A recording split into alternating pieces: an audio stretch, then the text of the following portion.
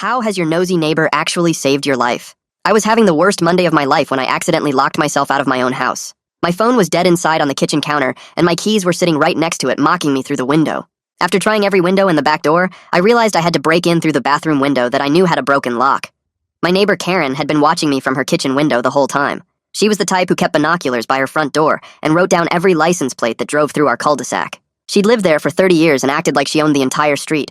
Everyone had a Karen story about her calling the cops on kids selling lemonade or reporting people for having their trash cans out too early. I grabbed a ladder from my garage and propped it against the side of my house. The bathroom window was small, but I figured I could squeeze through if I removed the screen first.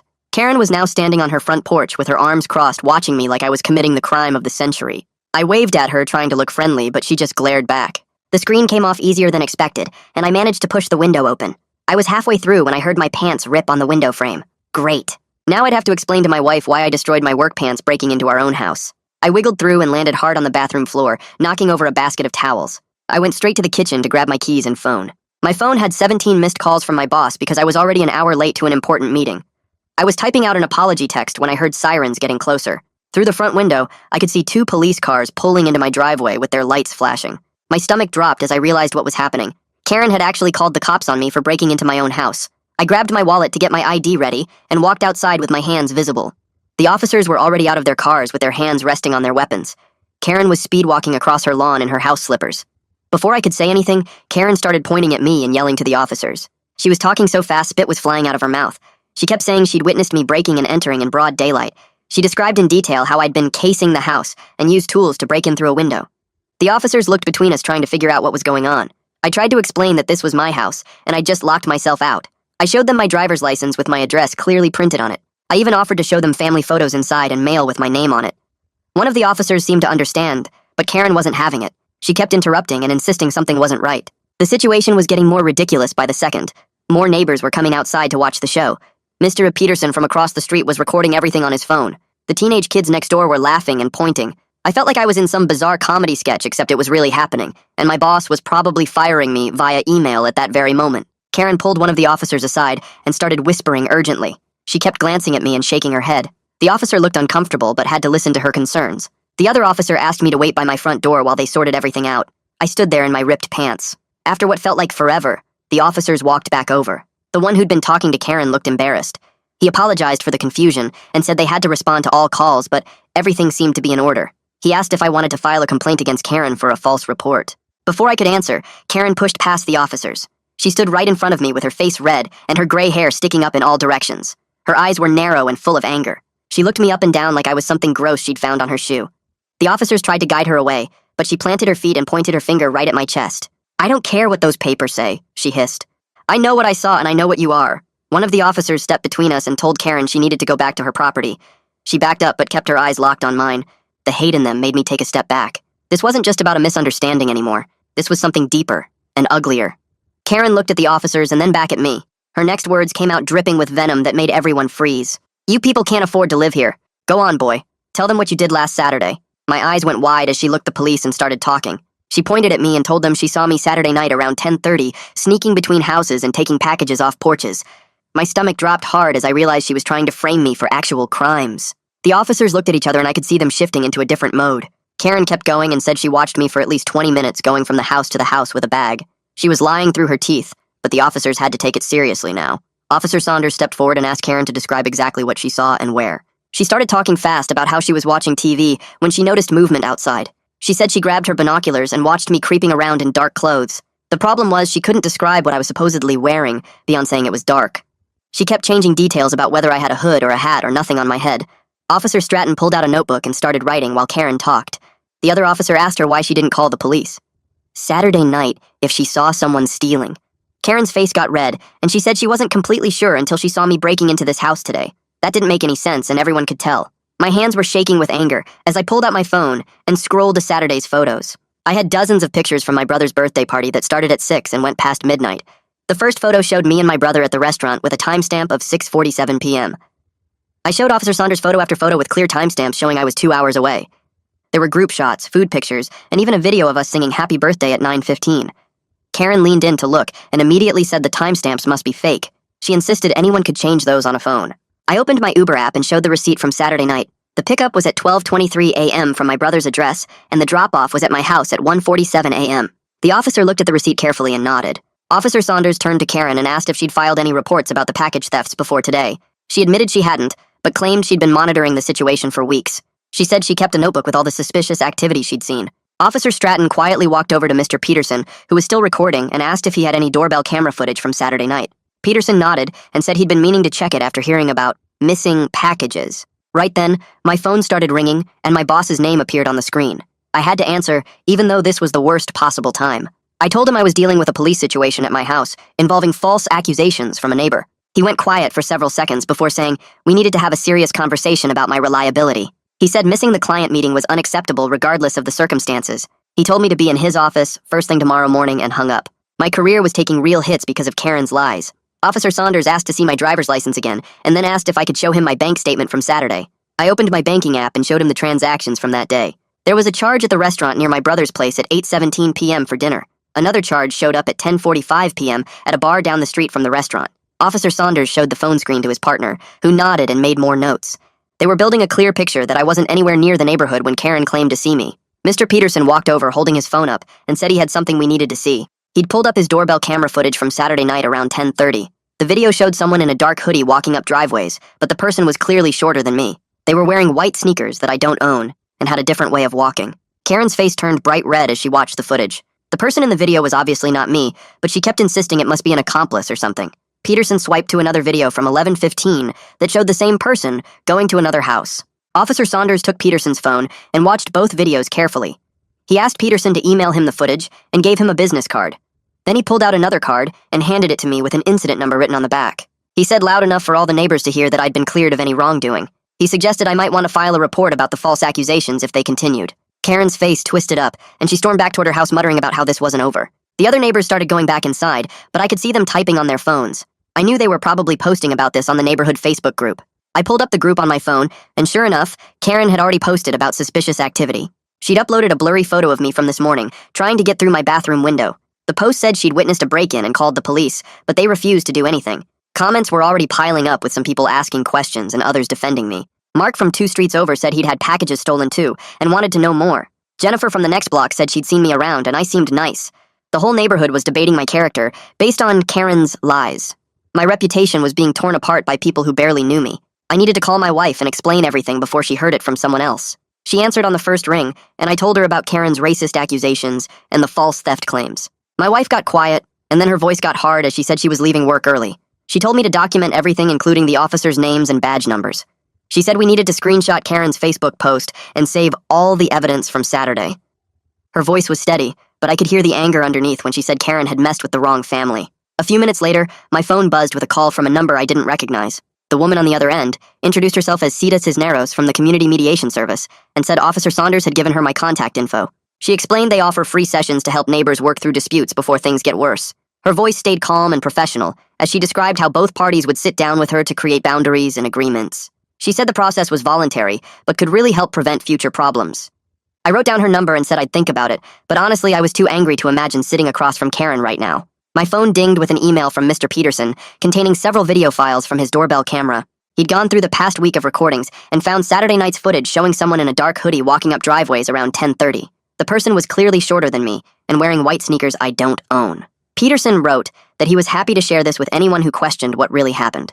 Having someone in my corner made my chest feel less tight. I forwarded the videos to my wife and saved them in a new folder on my computer labeled Evidence. Officer Saunders called an hour later to tell me they'd received 3 separate package theft reports from Saturday night. He said they had a suspect on camera from multiple houses, and the person didn't match my description at all. The thief was younger with a different build and wore that same dark hoodie from Peterson's video. He said Karen's claims were completely unfounded, and he'd make sure that was documented. I thanked him and hung up, feeling like maybe things were turning around. My wife got home and immediately started helping me organize everything.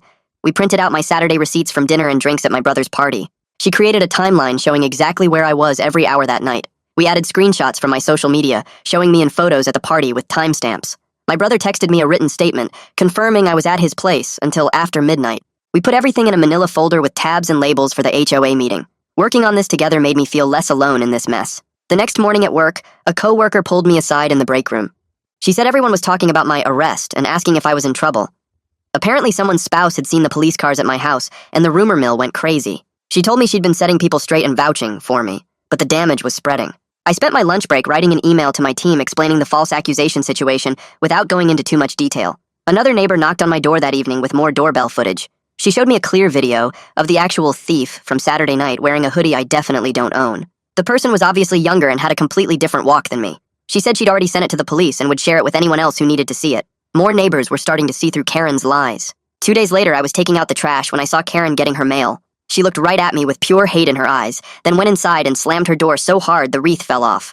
I pulled out my notebook and wrote down the date, time, and what happened just like Sita had suggested when she called back. Every interaction needed documentation now, even if nothing was said. My wife ordered security cameras online that night, and we spent the weekend installing them around our property. We put one facing the front door, another watching the driveway, and 2 more covering the sides of the house. We also upgraded our door locks to smart locks that record when they're opened. We sat down and created a safety plan, including emergency contacts and what to do if Karen escalated. We agreed to document any weird behavior from any neighbor and keep everything in a shared folder on our phones. The HOA meeting was scheduled for Thursday night at the community center. I walked in carrying my folder of evidence with my wife beside me. The room was already half full, and people were whispering when they saw us. Karen sat in the front row with her arms crossed. Kenny Howell called the meeting to order and said we needed to address some recent security concerns. Before he could continue, Karen stood up and started talking about the break-in she witnessed. I raised my hand and Kenny nodded for me to speak. I stood up and calmly explained that I'd locked myself out of my own house and showed my driver's license proving I lived there. I pulled out the police report showing I'd been cleared of any wrongdoing.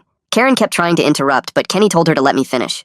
I showed the timeline from Saturday with receipts and photos proving I was at my brother's party. I passed around Peterson's video and the other neighbor's footage showing the real thief. Officer Saunders had actually shown up, and he stood in the back confirming there was no evidence linking me to any thefts. The room was dead quiet, except for Karen muttering under her breath. Most people were nodding and seemed to believe me, but a few still looked unsure. After the meeting ended, people started leaving in small groups, still talking. Ivy Carney walked over to me near the door, looking embarrassed. She said she was sorry for not speaking up sooner about Karen's behavior. She told me Karen had accused her gardener of stealing last year with no proof. She mentioned another family Karen had called the cops on for having a birthday party. The pattern was clear that Karen had been harassing people for years, and everyone just let it happen because it was easier than confronting her. That same night, I was scrolling through Facebook when I saw Karen had posted something new in our neighborhood group. The photo showed a dark figure near some trash cans with the caption asking if anyone else had seen suspicious activity. I zoomed in, and my stomach dropped when I recognized my own jacket from when I'd taken out the garbage earlier that week. She'd cropped the photo so you couldn't see my house number or the trash bags I was clearly holding. The comments were already piling up with people saying they'd been extra worried about crime lately. I took screenshots of everything, including the original photo's timestamp, which matched exactly when I always put out our bins. My wife looked over my shoulder and shook her head in disgust at how Karen had twisted something so normal into something sinister. The next morning, Sita called to schedule our mediation prep meeting for that afternoon at her office, downtown. I drove there after lunch and found a small building with motivational posters on the walls and a water cooler in the corner. Sita was a woman in her 50s with reading glasses on a chain around her neck and a notepad ready on her desk. She asked me to walk through everything that had happened starting from the lockout incident. I showed her my documentation folder with all the screenshots, timestamps, and witness statements I'd been collecting. She nodded as she took notes and asked specific questions about what outcomes I wanted from mediation. I told her I just wanted Karen to stop harassing me and my family and to stop spreading lies about us online and to the police. She helped me write down 3 main points to focus on during the session instead of getting emotional or bringing up every little thing Karen had done. We practiced how I would respond if Karen got hostile or tried to derail the conversation with new accusations. Sita explained that mediation only worked if both parties participated in good faith, but at least there would be an official record of the attempt. That afternoon, my boss called me into his office and closed the door behind us. He sat down and pulled up some spreadsheets on his computer, showing client assignments for the next quarter. He explained that after the missed meeting and recent disruptions, he was reducing my portfolio by 40% and giving those accounts to other team members. The commission loss would hit our budget hard, but he made it clear this was better than termination. I nodded and thanked him for keeping me on, even though inside I was calculating how we'd cover our mortgage with the reduced income. He said if I could prove reliability for the rest of the quarter, we could revisit the assignments. But for now, this was the new reality. I left his office feeling the weight of what Karen's lies had cost my family financially. The next day, I walked into the police station with my folder of evidence and asked to speak with Officer Saunders about filing a formal harassment complaint. He came out to the lobby and led me to a small interview room where we could talk privately. I spread out all my documentation on the table, including the Facebook posts, the false Saturday accusation, and the pattern of targeting. Officer Saunders pulled out the proper forms and helped me fill out each section with specific dates and incidents. He explained that once filed, Karen would be notified and given a chance to respond, but the complaint would create an official record. He also said they could issue a formal warning about misuse of emergency services based on the false burglary call. I signed the paperwork, and he gave me a case number for my records. 3 days later, Officer Saunders called to tell me they'd delivered the warning to Karen that morning. She'd received written notice that any future false reports could result in fines up to $500 or criminal charges for misusing emergency services.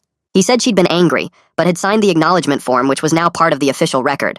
That evening, I got a Facebook message from someone I'd only seen in passing around the neighborhood. They said they'd been watching the situation unfold and wanted me to know Karen had done similar things to their family when they'd moved in 2 years ago. They described how she'd called the cops on their teenage son for suspicious behavior when he was just walking home from the school. They mentioned another family who'd moved away after Karen made their life miserable with constant complaints and surveillance. The pattern was clear that we weren't her first targets and probably wouldn't be her last. The mediation day arrived, and I met Sita at the community center conference room 30 minutes early to prepare. She'd already arranged the chairs so Karen and I would sit across from each other with her at the head of the table. Karen walked in exactly on time, wearing a flowered blouse and carrying a thick folder of her own papers. She sat down without looking at me and crossed her arms over her chest with her jaw clenched tight. Sita started by explaining the ground rules about letting each person speak without interruption and keeping voices calm and respectful. She said the goal was finding a way for us to coexist peacefully as neighbors without further conflict. Karen immediately started tapping her fingers on the table, but stayed quiet as Sita continued outlining the process. When it was Karen's turn to explain her perspective, she launched into a story about 5 years ago. Her voice cracked slightly as she described coming home from grocery shopping to find her back door kicked in and her jewelry box emptied.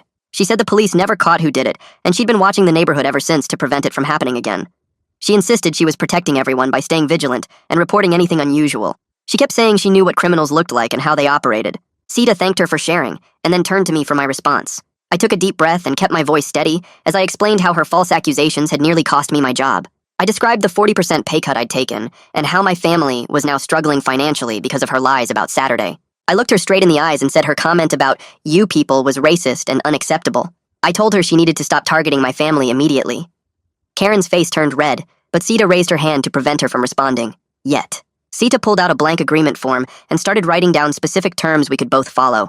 The first point was that Karen had to contact the HOA before calling police about any neighbor for non-emergency situations. The second was that both parties would avoid direct confrontation and only communicate through written channels if absolutely necessary. The third was that neither party would post about the other on social media or discuss the situation with other neighbors. She read through each point carefully and asked if we both understood what we were agreeing to. I said, yes, immediately, while Karen stared at the paper for a long time before finally nodding. Sita slid the agreement across the table, and Karen grabbed the pen with her knuckles white from gripping it so hard. She scratched her signature on the paper while muttering something about her constitutional rights being trampled. Sita reminded her this was completely voluntary, and she could leave without signing if she wanted.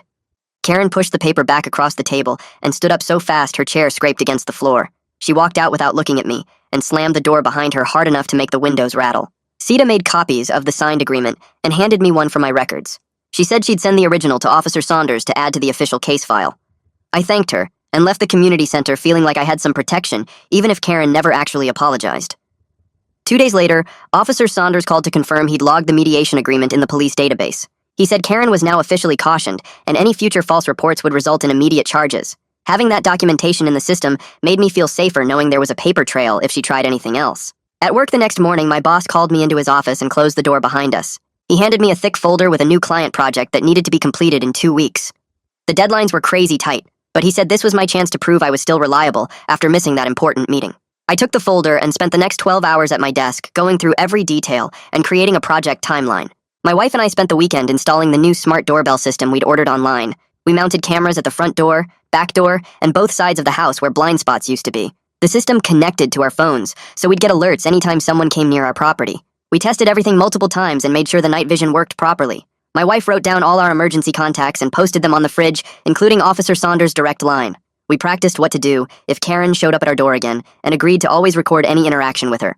Instead of filing charges against Karen, I decided to submit a written statement to the HOA board. Sita had suggested this would show good faith while still creating an official record of what happened. I spent 3 hours writing out every detail from the Monday incident through the mediation session. I attached copies of the police report, the mediation agreement, and screenshots of Karen's Facebook posts. Kenny from the HOA emailed back saying they'd review everything at their next board meeting. 3 weeks into my special project, I had my first HR check-in about the performance improvement plan. I'd met every single deadline and submitted all deliverables early with 0 errors.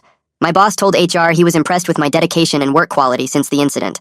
The HR manager made notes in my file that I was exceeding expectations and on track to complete the plan successfully. She said if I kept this up for another month, they'd remove me from the plan early. Kenny sent out an email blast to all residents with new neighborhood watch guidelines he'd written. The rules specifically said residents must verify any suspicious activity before calling police. There was a whole section about how racial profiling was prohibited and would result in HOA violations. He required actual evidence like photos or video before making any reports about neighbors. The guidelines mentioned that false reports could lead to fines or loss of HOA privileges.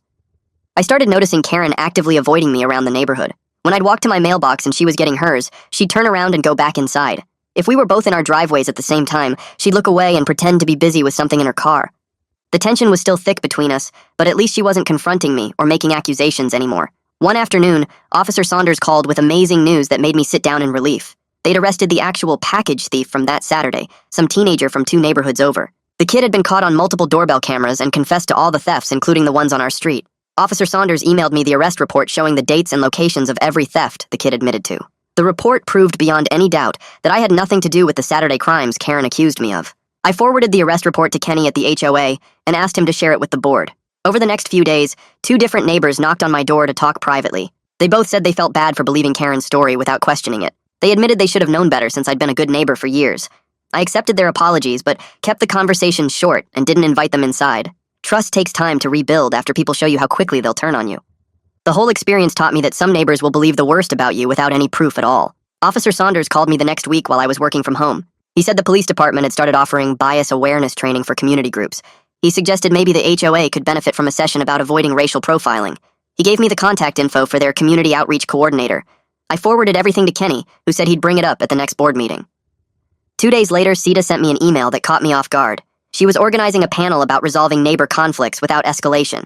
She wanted me to share my experience and talk about how mediation helped. My hands got sweaty just thinking about speaking in front of people. But I typed back yes, because maybe my story could help someone else dealing with this kind of mess. The panel was scheduled for next month at the community center. I started writing notes about what I wanted to say. Meanwhile, work was actually going better than expected. I turned in my special project a week early with 0 errors. My boss called me into his office on Friday afternoon. He had my performance improvement plan paperwork on his desk. He said I'd exceeded every single requirement, and he was removing me from the plan early.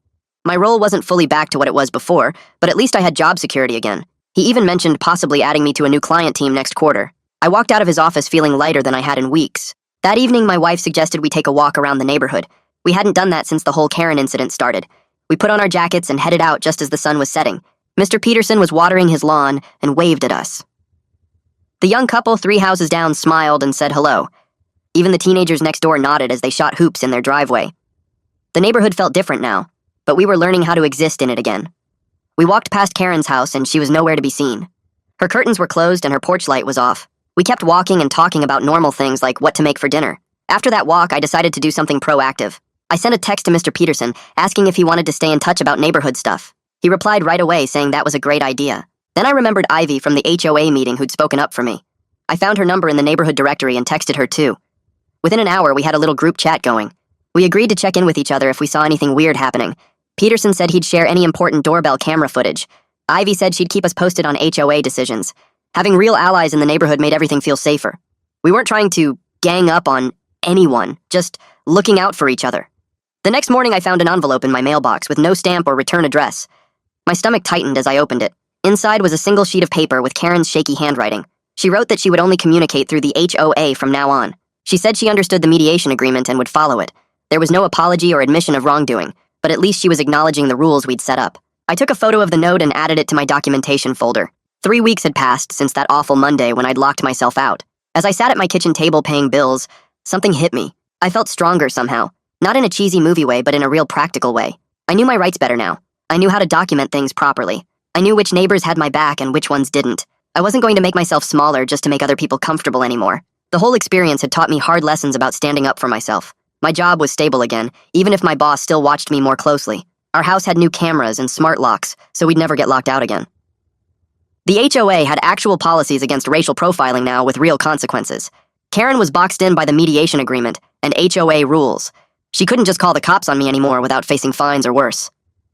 The arrest report for the real package thief was public record proving my innocence. My reputation in the neighborhood was mostly restored. Some neighbors still looked at me funny, but most had moved on. Mr. Peterson, Ivy, and a few others had become actual friends through all this. We had each other's backs now. The police department was doing bias training next month for any HOA board members who wanted it. Kenny said at least half the board had signed up already.